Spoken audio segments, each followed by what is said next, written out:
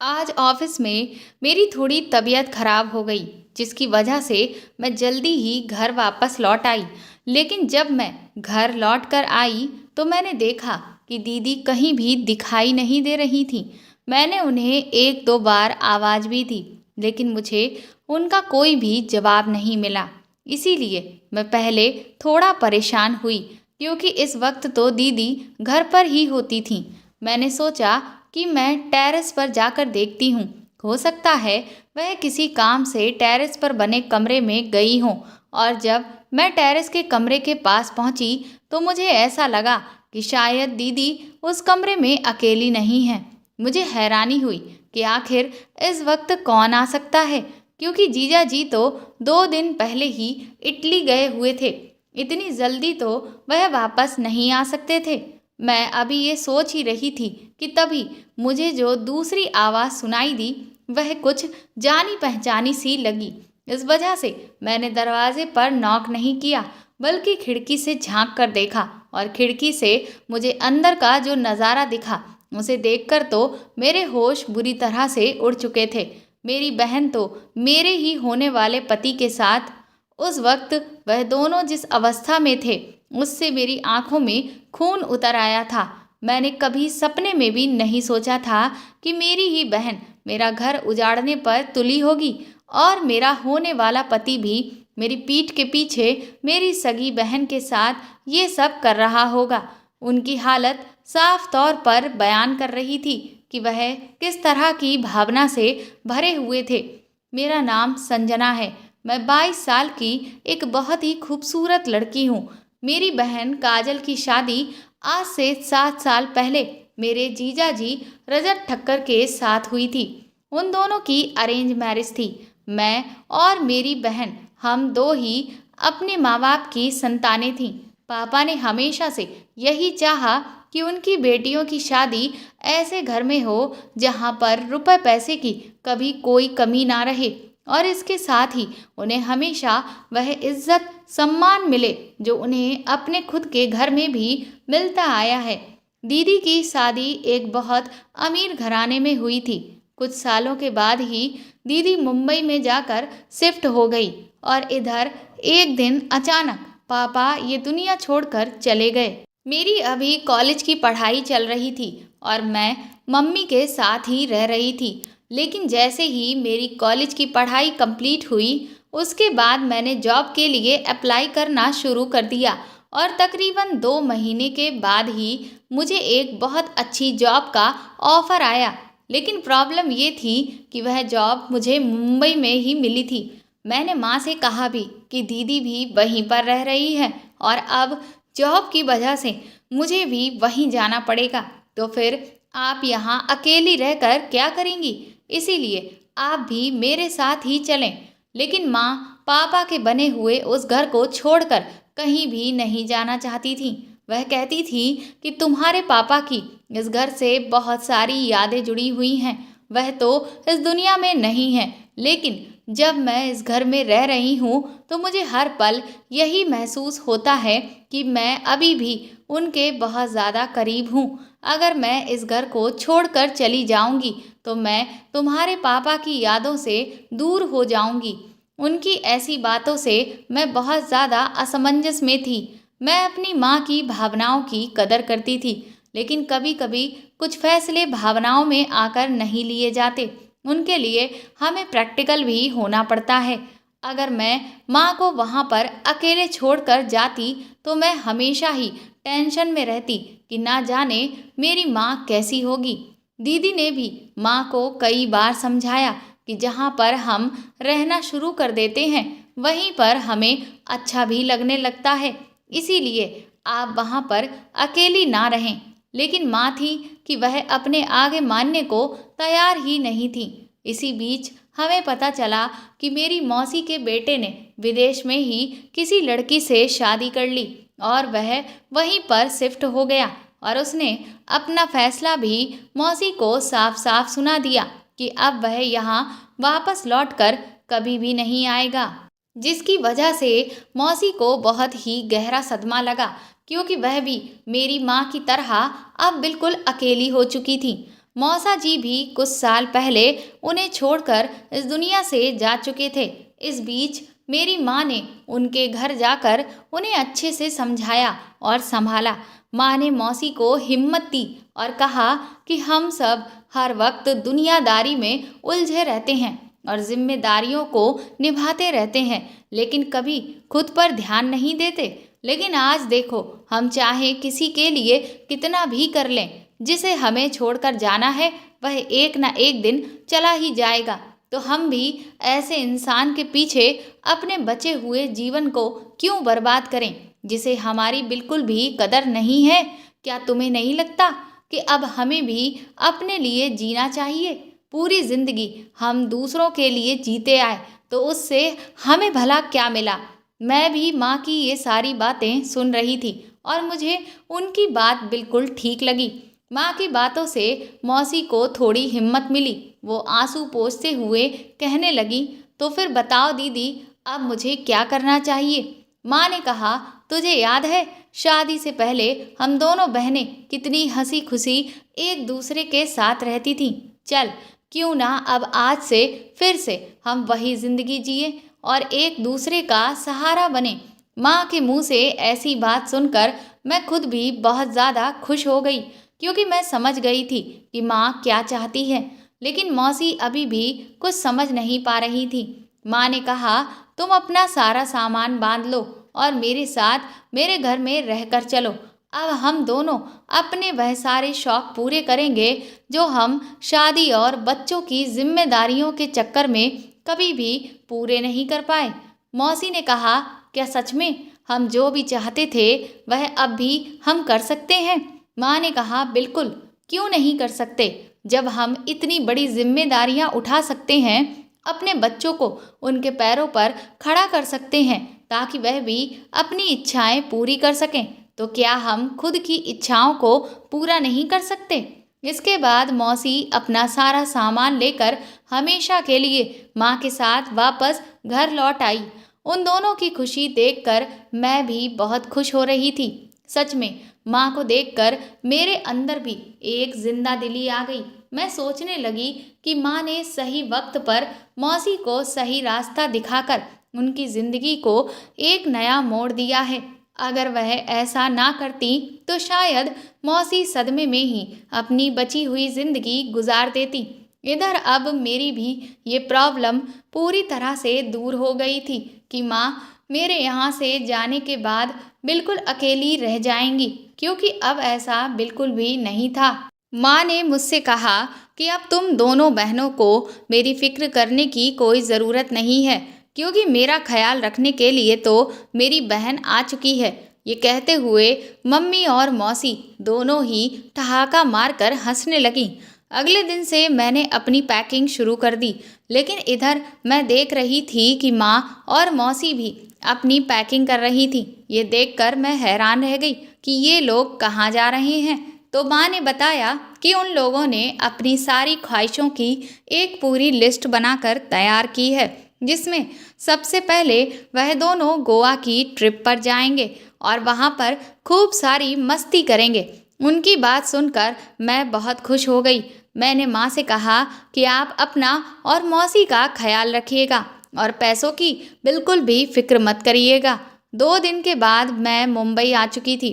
पहले तो मैंने दीदी से यही कहा कि मैं फ्लैट लेकर वहीं शिफ्ट हो जाऊंगी, लेकिन दीदी और जीजा जी मेरी एक भी बात मानने को तैयार ही नहीं थे। वह कहने लगे कि नहीं, जब हमारा इतना बड़ा बंगला यहाँ पर है तो तुम फ्लैट में कैसे रह सकती हो?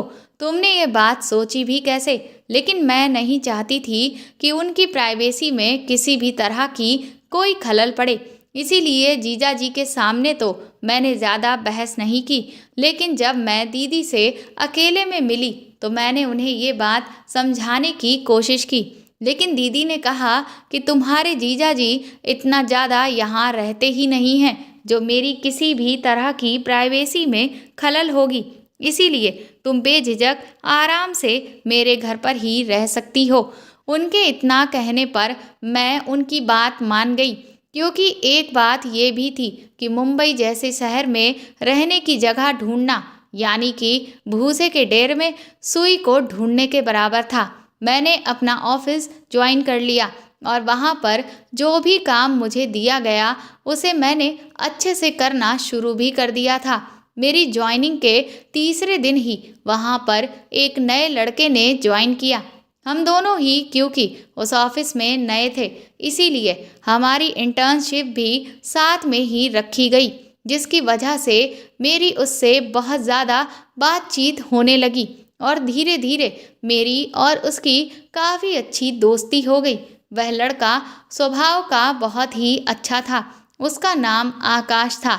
मुझे अब ये लगने लगा था कि मैं शायद आकाश को पसंद करती हूँ, लेकिन ये समझ नहीं पा रही थी कि क्या मुझे उससे ये बात कहनी भी चाहिए या नहीं, क्योंकि मेरे मन में ये डाउट था कि कहीं ऐसा तो नहीं कि आकाश मुझे पसंद ना करता हो।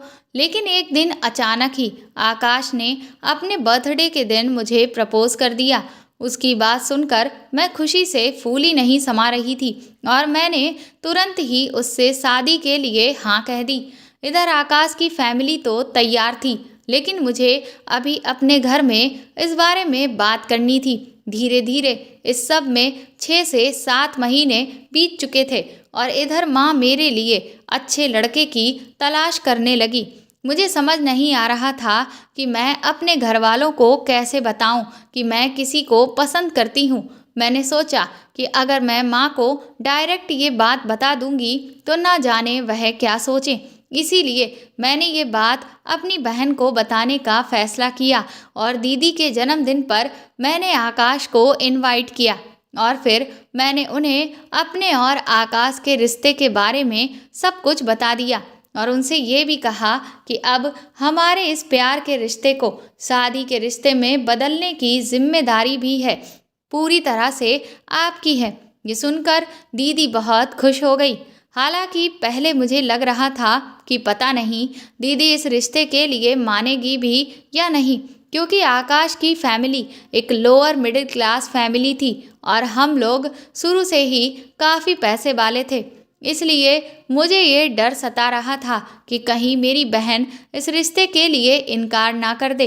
लेकिन दीदी ने ऐसा कुछ भी नहीं किया, बल्कि उन्होंने मेरी तारीफ की कि मैंने अपने लिए एक बहुत ही अच्छा और सुलझा हुआ जीवन साथी चुना है।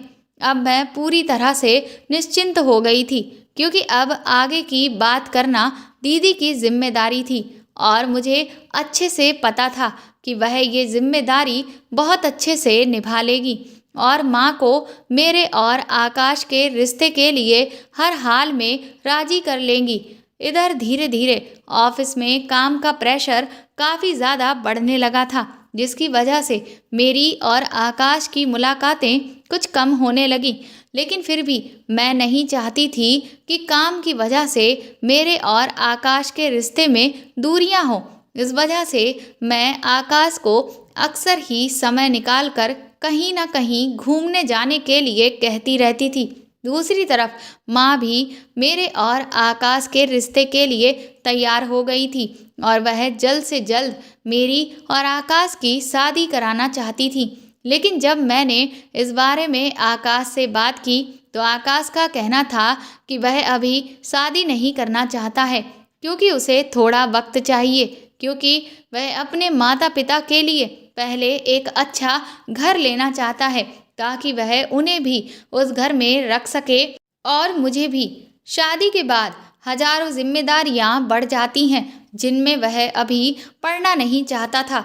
मुझे आकाश पर पूरा भरोसा था, इस वजह से मैंने उसके इस फैसले में हामी भर दी और कहा कि ठीक है, मैं भी तुम्हारे इस सपने में तुम्हारा पूरा साथ दूंगी ताकि तुम जल्द से जल्द एक अच्छा सा घर खरीद सको। ये बात सुनकर आकाश बहुत ज़्यादा खुश हो गया था। धीरे धीरे समय इसी तरह से बीत रहा था, लेकिन मैं अब नोटिस कर रही थी कि आकाश ऑफिस से निकलने के बाद भी न जाने कहाँ बहुत ज़्यादा बिजी रहने लगा था। जबकि इतना तो मैं अच्छे से समझ रही थी कि उसे ऑफिस के बाहर कितना काम करना पड़ता है और कितना नहीं करना पड़ता है, लेकिन वह मुझे किसी न किसी तरह के काम का बहाना बनाता रहता था। जिस वजह से मेरे मन में शक पैदा होने लगा कि कहीं कोई ऐसी वैसी बात तो नहीं है। ऑफिस में काम करते हुए भी मेरा दिमाग हर वक्त टेंशन में रहता था, जिसकी वजह से मेरा बीपी ऊपर नीचे होने लगा।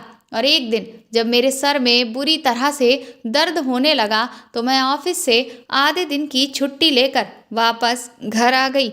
उस दिन आकाश भी ऑफिस नहीं आया हुआ था, क्योंकि उसे अपनी माँ को अस्पताल में दिखाने के लिए जाना था। लेकिन जब मैं घर लौट कर आई तो मैंने देखा कि दीदी उस वक्त मुझे कहीं भी दिख नहीं रही थी, जिस वजह से मैं टेरेस वाले रूम पर गई। और जब मैं वहां पहुंची तो अंदर का जो नज़ारा देखा, उसे देखकर तो मेरे होश ही उड़ चुके थे। मेरी बहन मेरे ही होने वाले पति के साथ इस तरह से थी कि मैं बर्दाश्त नहीं कर सकी और तुरंत ही रोते हुए नीचे उतर आई। अब तो मेरा सर दर्द से और भी बुरी तरह से फटने लगा। मैं तुरंत ही वहां से निकल गई और एक रेस्टोरेंट में जाकर बैठ गई। अभी भी मेरी आंखों के सामने वही नज़ारा तैर रहा था। मुझे समझ नहीं आ रहा था कि मेरी बहन ने मेरे साथ ऐसा क्यों किया, और आकाश, उस पर तो मैं कितना विश्वास करती थी। अब मुझे समझ आ रहा था कि इतने दिनों से आकाश मुझे क्यों टहला रहा है, क्यों वह मुझसे बहुत ज़्यादा मुलाकातें नहीं कर रहा है, क्योंकि वह हर वक्त अपने आप को इन तरह तरह के कामों में बिजी बताता रहता है, क्योंकि वह तो अपना क्वालिटी टाइम मेरी बहन के साथ बिता रहा था। जीजा जी भी ज़्यादातर विदेश की ट्रिप पर ही रहते हैं। जब भी वापस आते हैं तो मुश्किल से एक हफ्ते ही रुकते हैं और उसके बाद फिर कई कई महीनों के लिए अपनी बिजनेस ट्रिप्स पर चले जाते हैं, जिसकी वजह से दीदी को भरपूर मौका मिल जाता है। लेकिन मैं अब फैसला कर चुकी थी कि उन दोनों की काली करतूत को मैं उनके सामने लाकर ही रहूंगी। इसीलिए मैं तुरंत ही गुस्से से उठी और उन्हें आईना दिखाने की सोचने लगी। लेकिन तभी मेरे दिमाग में ख्याल आया कि अगर मैंने उनसे ये बात कही तो शायद ही है जो वह अपनी इस गलती को कबूल करें, और फिर ये मामला बढ़ते बढ़ते माँ तक भी ज़रूर पहुँचेगा। और जहाँ तक है, माँ दीदी पर ही भरोसा करेगी, क्योंकि वह बड़ी है और शुरू से माँ को दीदी से ही ज़्यादा लगाव है। इसीलिए मैंने खुद के गुस्से को शांत किया और खुद को समझाया कि मुझे सबसे पहले अपनी बहन और आकाश के खिलाफ सबूत इकट्ठे करने होंगे, ताकि मैं सबके सामने उनके चेहरे से ये पर्दा हटा सकूं। क्योंकि इस सब से ना सिर्फ मेरी ज़िंदगी बर्बाद हुई थी, बल्कि बेचारे जीजा जी, उनके साथ भी धोखा हो रहा था।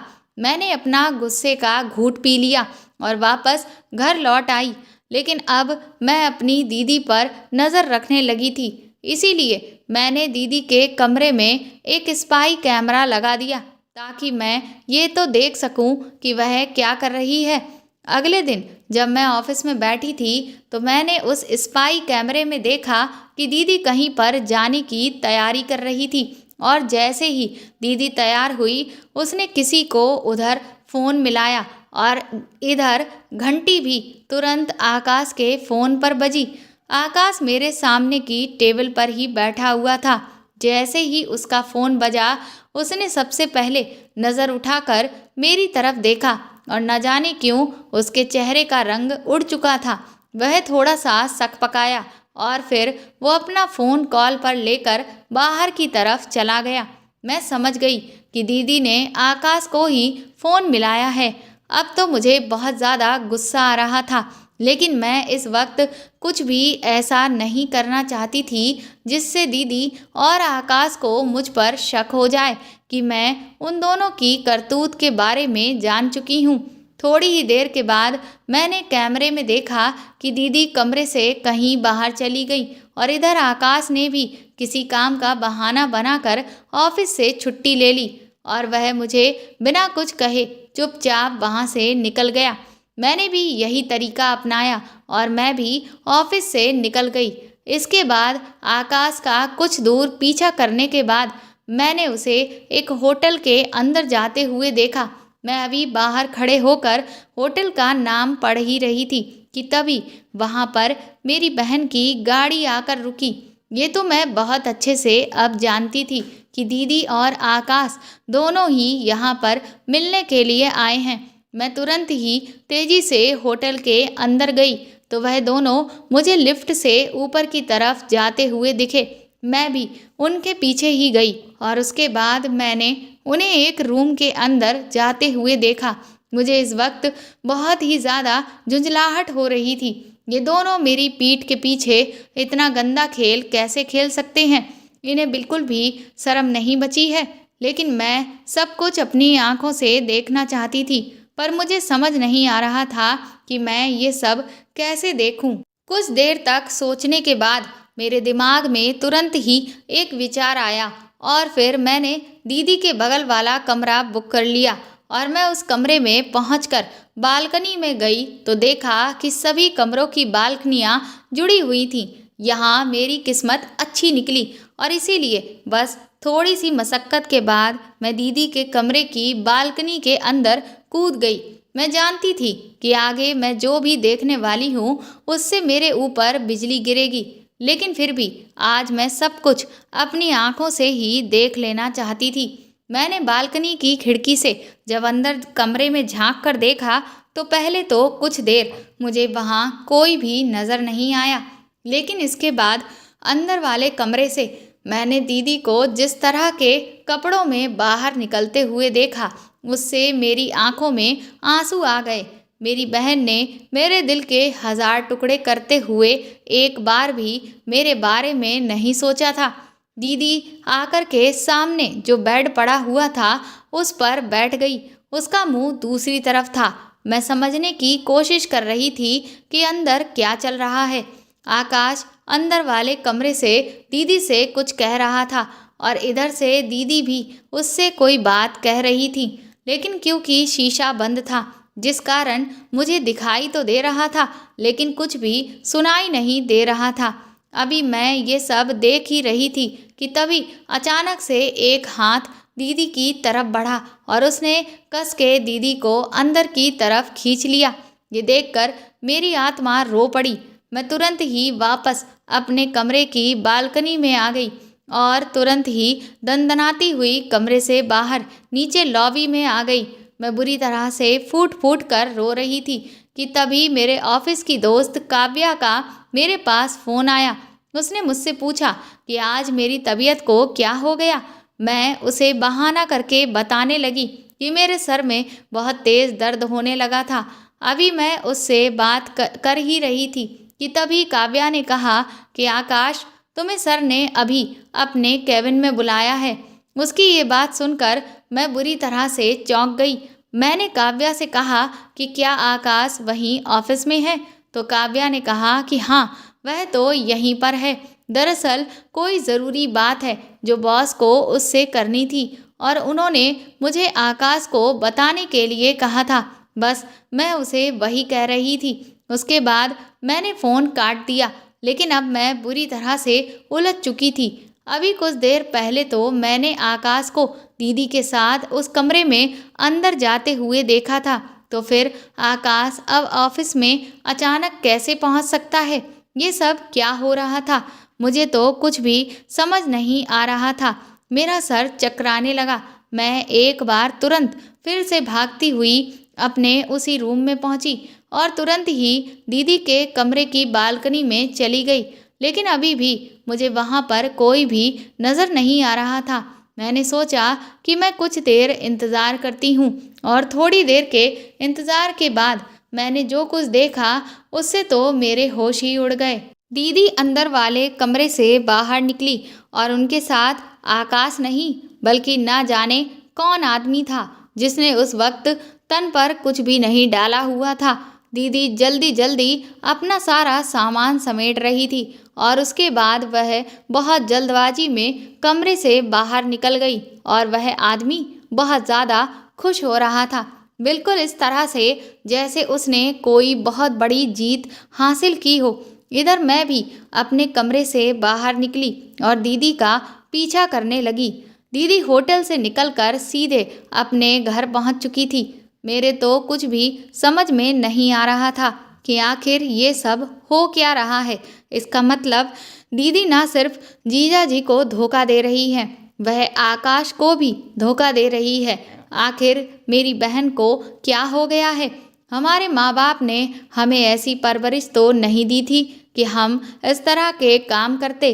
क्या मेरी बहन को बड़े शहर की हवा लग गई है, या फिर उसे एक साथ कई कई मर्दों के साथ? ये सोचते हुए मुझे अंदर ही अंदर अपनी बहन से घिन आने लगी। अगले दिन मैंने ऑफिस से छुट्टी ले ली और मैं घर पर ही थी। लेकिन इस बात से दीदी बहुत हैरान हो गई। वह कहने लगी कि तुमने छुट्टी क्यों ली? मैंने कहा मेरी मर्जी है। मैं रोज रोज ऑफिस जाकर बहुत स्ट्रेस फील कर रही थी और आज मैं घर पर रहकर चिल आउट करना चाहती हूँ। क्यों, इससे आपको कोई दिक्कत है? दीदी ने तुरंत ही खुद को संभालते हुए और जबरदस्ती की मुस्कुराहट अपने चेहरे पर लाते हुए कहा कि नहीं, मुझे तो कोई दिक्कत नहीं है। फिर वह कहने लगी कि वो दरअसल मैं किटी पार्टी में जा रही हूँ, बस इसीलिए मैं तुमसे पूछ रही थी। मैंने उनसे कहा ठीक है, आप जाइए, मुझे इस बात से कोई प्रॉब्लम नहीं है। इसके बाद दीदी घर से बाहर निकल गई और उनके जाने के 1 मिनट बाद ही मैं भी तुरंत ही उनके पीछे गई। उनकी गाड़ी एक सुनसान जंगल की तरफ मुड़ गई। मैं भी उस इलाके में पहुंच गई। पहले तो मैं काफ़ी देर तक बाहर खड़े होकर इंतज़ार करती रही कि शायद दीदी अभी गाड़ी से बाहर आएगी, लेकिन जब वह बहुत देर गाड़ी से बाहर नहीं निकली तो मैं गाड़ी के पास पहुंच गई और मैंने जब गाड़ी में देखा तो आज फिर से दीदी आकाश के साथ ही गाड़ी में बैठी हुई थी। आज तो मैंने सोच लिया था कि दीदी के चेहरे से मैं ये नकाब हटाकर ही रहूंगी। आकाश को भी तो पता चले कि उसने मेरे साथ धोखा करके कितनी बड़ी गलती की है। मैं तुरंत ही उनकी गाड़ी के सामने जाकर खड़ी हो गई और जैसे ही दोनों की नज़र मुझ पर पड़ी, उनके तो होश ही उड़ चुके थे।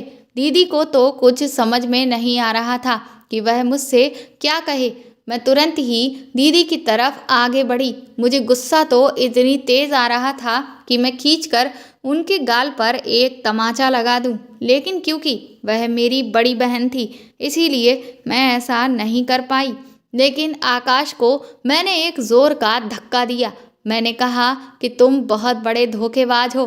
तुम मेरी पीठ के पीछे मेरी ही बहन के साथ लगे हुए थे और अब तक मुझे बेवकूफ़ बनाते आ रहे थे।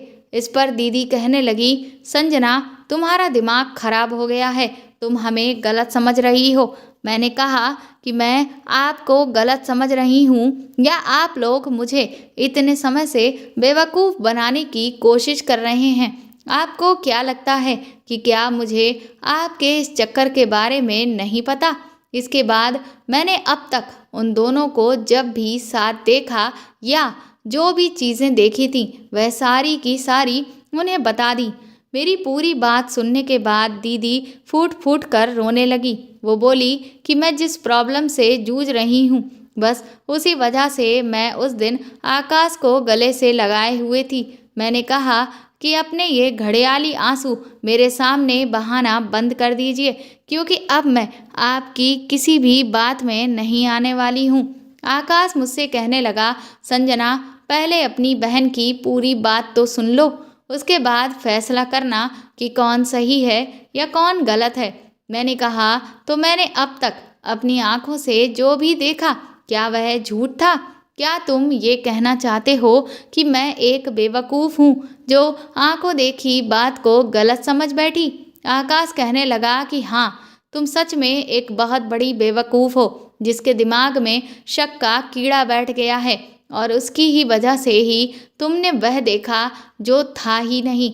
मैंने आकाश से कहा कि मैं तुमसे आज बल्कि अभी अपना ये रिश्ता ख़त्म करती हूँ और आज के बाद तुम मुझे अपनी कभी शक्ल भी मत दिखाना। ये सुनते ही दीदी मेरे आगे हाथ जोड़ने लगी। वह कहने लगी कि मेरी वजह से तुम दोनों अपना रिश्ता ख़त्म मत करो। मैंने कहा कि आपको तो खुश होना चाहिए, क्योंकि अब मैं जो आप दोनों के रास्ते से हट चुकी हूँ। अब तो आप दोनों खुलकर अपनी इच्छा को पूरी कर सकते हैं। इतना सुनते ही दीदी ने मेरे गाल पर खींचकर तमाचा मारा। वह कहने लगी कि तुम जानती भी हो कि तुम क्या कह रही हो। तुम नहीं समझ रही कि तुम्हारी बहन पर इस वक्त क्या बीत रही है, और जिस लड़के पर तुम इतना घटिया इल्जाम लगा रही हो वह लड़का तुम्हारी बहन की कितनी मदद कर रहा है।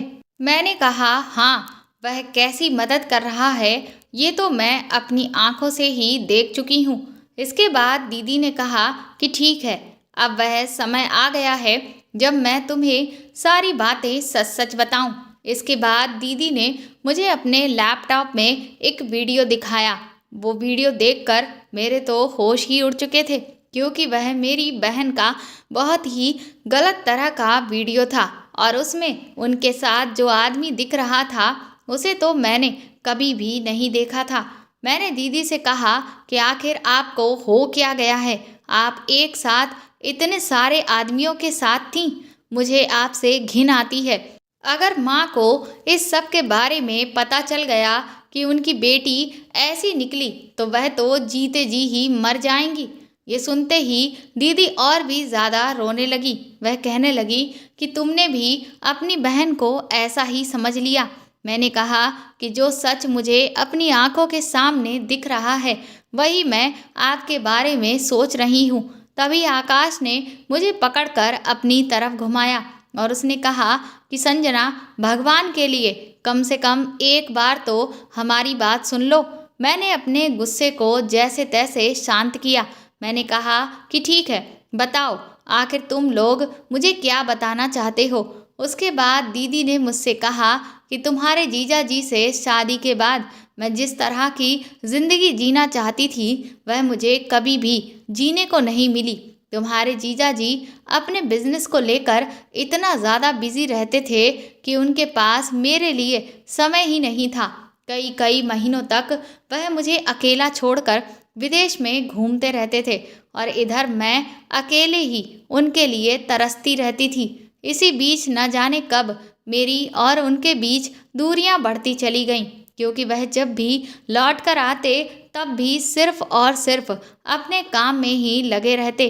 मेरे लिए तो उनके पास वक्त ही नहीं होता था, और जब भी मैं उनसे इस बात की शिकायत करती तो बस मुझे यही कहते कि तुम्हें आखिर कमी किस चीज़ की है। इतना सारा रुपया पैसा है, आराम से पार्टियां करो, घूमो फिरो, शॉपिंग करो, और तुम्हें क्या चाहिए।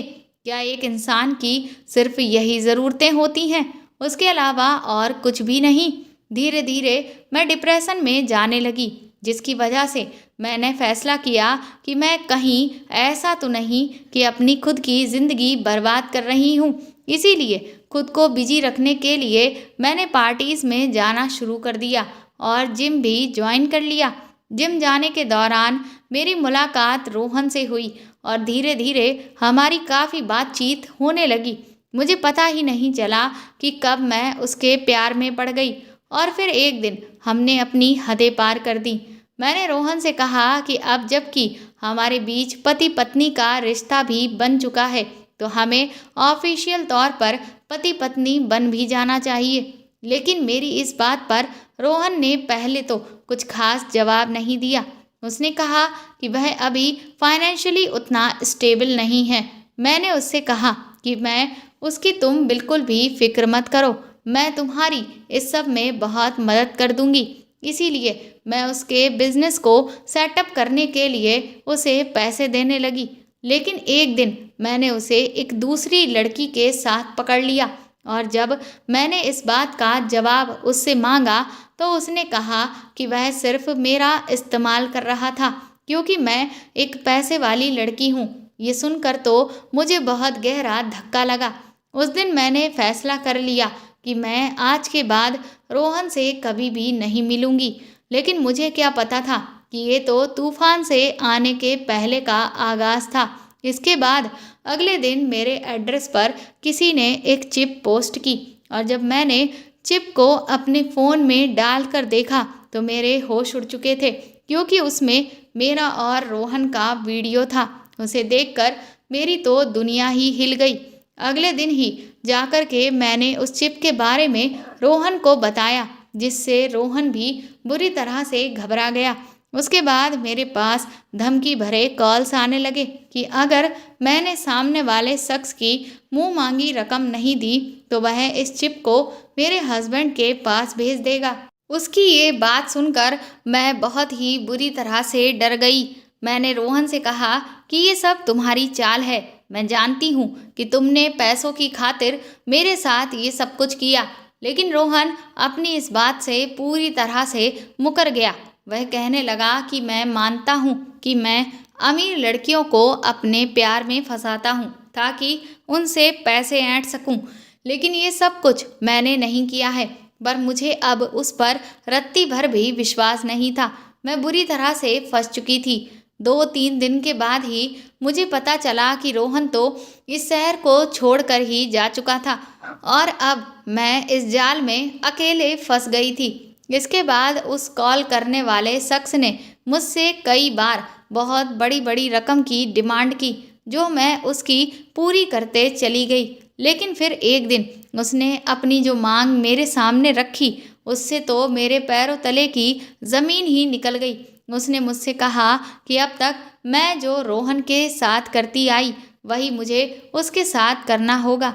मैंने उसके आगे बहुत हाथ पैर जोड़े, लेकिन वह मेरी कोई भी बात सुनने को तैयार ही नहीं हुआ और फिर मजबूरन मुझे उसकी इच्छा पूरी करनी पड़ी।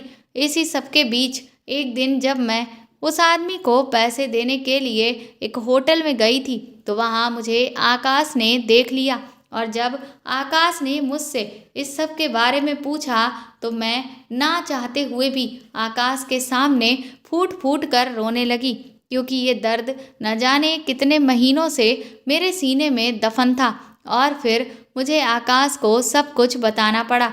आकाश ने कहा कि वह इस सब में मेरी मदद करेगा ताकि वह मेरा उस ब्लैकमेलर से पीछा छुड़ा सके, और इसीलिए मुझे आकाश से छुपकर मिलना पड़ रहा था, क्योंकि मैं नहीं चाहती थी कि अब आकाश के अलावा और किसी को भी इस बात का पता चले। दीदी ने कहा कि उस दिन तुमने मुझे होटल में जिस आदमी के साथ में देखा था, दरअसल असल में वही ब्लैकमेलर है। आकाश ने बहुत सारे अब तक हथकंडे अपनाए हैं ताकि वह मुझे उससे बचा सके, लेकिन वह आदमी इतना ज़्यादा चालाक है कि उससे ओरिजिनल चिप को निकलवा पाना बहुत ही ज़्यादा मुश्किल हो रहा है और मैं इधर मजबूर हूँ कि उसकी मुझे हर तरह की मांग को पूरा करना पड़ रहा है और अब मुझे समझ में नहीं आ रहा कि मैं क्या करूँ। अब तो मुझे ऐसा लगता है कि शायद मुझे अपनी ज़िंदगी को ख़त्म करना पड़ेगा, क्योंकि अगर मैं ज़िंदा रही तो या तो उसके इशारों पर नाचती रहूँगी और नहीं तो वह मेरा तुम्हारे जीजा जी से रिश्ता ख़त्म करवा देगा। इतना कहकर दीदी बुरी तरह से रोने लगी। दीदी की पूरी सच्चाई सुनकर मेरी भी आंखों में आंसू आ गए। मैंने उन्हें गले से लगाया और उनसे और आकाश से माफ़ी मांगी कि मैंने उन दोनों को लेकर इतना ज़्यादा गलत सोचा।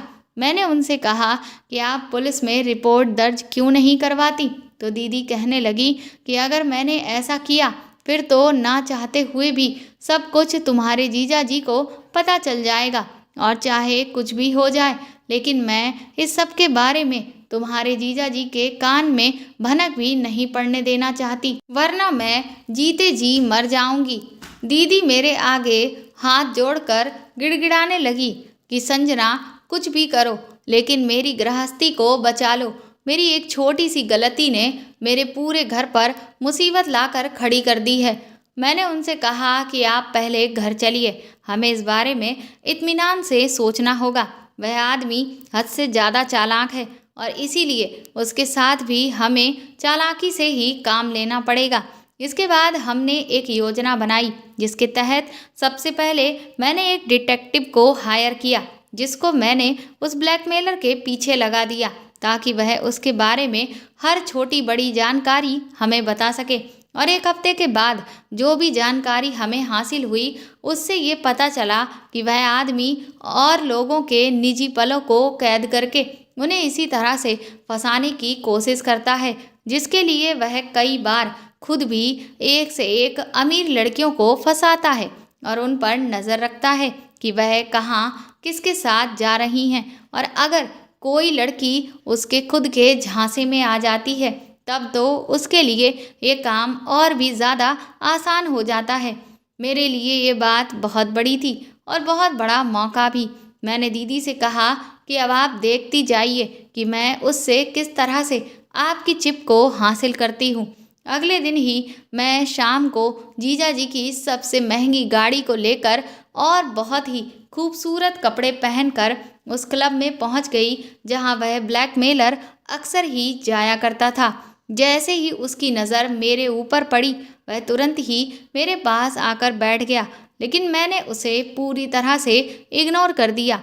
मैंने वहाँ के वेटर को पहले से ही पैसे दे दिए थे ताकि वह मेरे बारे में उसके सामने लंबी लंबी फेंक सके, और वेटर ने मेरे कहे मुताबिक ठीक वैसा ही किया।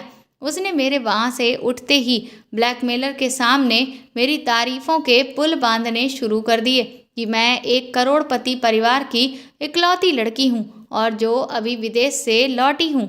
ये सुनते ही उस आदमी की आंखों में चमक आने लगी क्योंकि उसे अपना शिकार सामने से नजर आने लगा, और जैसा मैंने सोचा था ठीक वैसा ही हुआ। वह मुझे इम्प्रेस करने की कोशिश करने लगा। मुझे बस इसी मौके का इंतजार था और शुरू में तो मैंने थोड़े बहुत नखरे दिखाए, लेकिन फिर धीरे से मैंने भी उससे दोस्ती कर ली। इसके बाद वह मुझे अपने होटल के रूम में लेकर गया क्योंकि वह अपने शिकार के साथ सबसे पहले यही काम करता था ताकि उसे पूरी तरह से शीशे में उतार कर इस्तेमाल कर सके। लेकिन इस बार उसे नहीं पता था कि उसका शिकार खुद होने वाला है। जब उसने मुझसे अपनी इच्छा जाहिर की और वह बोला कि उसे मुझसे पहली नज़र में प्यार हो गया है और वह मुझसे शादी करना चाहता है, तो मैं भी ऐसे दिखाने लगी कि जैसे मैं भी उसकी दीवानी हो गई हूँ। और इसके बाद मैंने उससे कहा कि मुझे ये होटल मेरे स्टैंडर्ड के अकॉर्डिंग बहुत छोटा लग रहा है, इसीलिए क्यों ना हम अपना क्वालिटी टाइम मेरे बंगले में बिताएं। ये सुनकर तो वह और भी ज़्यादा खुश हो गया और तुरंत ही मेरे साथ मेरे बंगले पर आ गया। मैंने कहा कि मेरे मॉम और डैड अक्सर बिजनेस ट्रिप्स के कारण विदेश में ही रहते हैं और मैं यहाँ पर फ़िलहाल अकेली हूँ। इसके बाद मैं उसे जिस काम के लिए उस किराए के बंगले में लेकर आई थी उस तरफ मैंने अपना पहला कदम बढ़ाया। मैंने उसे ड्रिंक ऑफ़र की जिसमें मैंने पहले ही नशीली दवा मिला दी थी।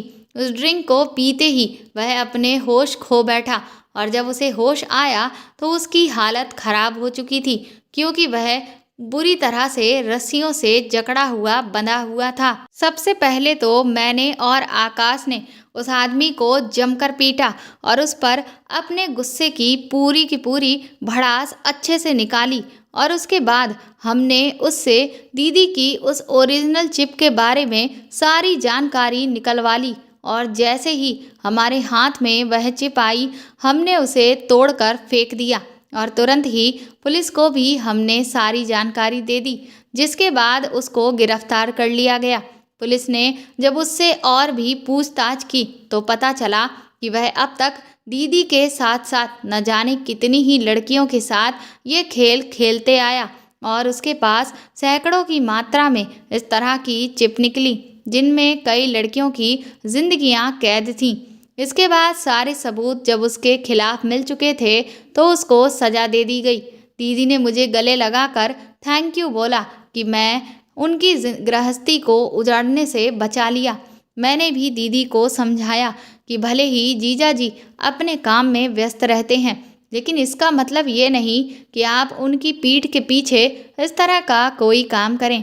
इससे बेहतर तो यही होगा कि वह जिस भी बिजनेस ट्रिप पर जाते हैं आपको भी उनके साथ ही चले जाना चाहिए, तो इससे आपको उनका साथ भी मिल जाएगा और वह अपना काम भी कर पाएंगे। मेरी ये राय दीदी को अच्छी लगी और फिर इस सब के कुछ महीनों बाद ही मेरी और आकाश की शादी भी हो गई क्योंकि हम दोनों ने मिलकर उसके पेरेंट्स के लिए एक अच्छा सा घर खरीद लिया था और आज मैं आकाश के साथ अपनी शादीशुदा जिंदगी को खुशहाल तरीके से जी रही हूँ। दोस्तों, धोखा देना किसी भी मसले का हल नहीं है और धोखा कभी भी जायज़ नहीं होता। वजह चाहे जो भी हो, अगर आपको अपने साथी से किसी भी तरह की कोई परेशानी है तो आपको उस बारे में खुलकर बात करनी चाहिए, उसका समाधान निकालना चाहिए, ना कि आप इस तरह के रास्ते अपनाएं कि आप ना सिर्फ अपने साथी को धोखा दें बल्कि अपनी खुद की भी ज़िंदगी बर्बाद कर लें, क्योंकि आज की दुनिया में भरोसेमंद इंसान मिलना बहुत ही मुश्किल की बात है। तो दोस्तों, आपको मेरे द्वारा लिखी हुई ये कहानी कैसी लगी कमेंट करके ज़रूर बताएं और प्लीज़ मेरी इस कहानी को ज़्यादा से ज़्यादा शेयर और लाइक करके मेरे चैनल को सपोर्ट करें। साथ ही अगर आप चाहें तो मुझे सुपर थैंक्स भी खरीद कर दे सकते हैं। सुपर थैंक्स का ऑप्शन आपको इस वीडियो के नीचे दिए हुए सभी ऑप्शंस में दिख जाएगा, जो कि हार्ट शेप में बने हुए डॉलर के साइन के तौर पर है। और अगर आप मेरे चैनल पर नए हैं तो सब्सक्राइब करके बेल आइकन को ज़रूर दबा दीजिएगा, ताकि आगे भी मैं आपको ऐसी ही अच्छी कहानियाँ सुनाती रहूँ। Thank you.